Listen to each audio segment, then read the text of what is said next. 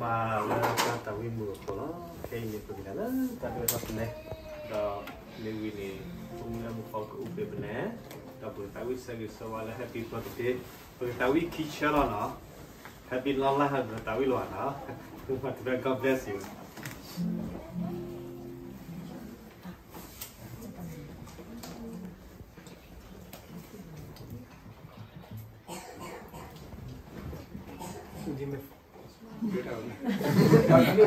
hai tới ta sẽ ra chơi ha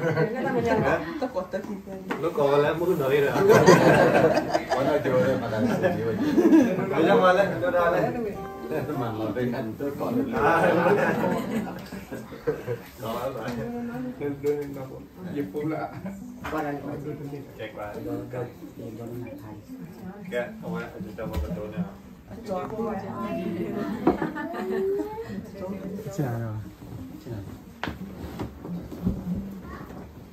Okay, all ready? 1, 2, 3.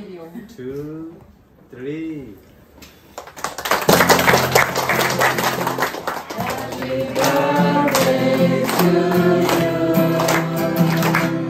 Happy birthday to you. Happy birthday, happy birthday.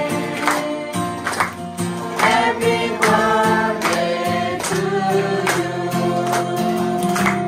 May God bless you always.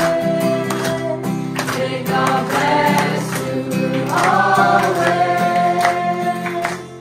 May God bless you forever.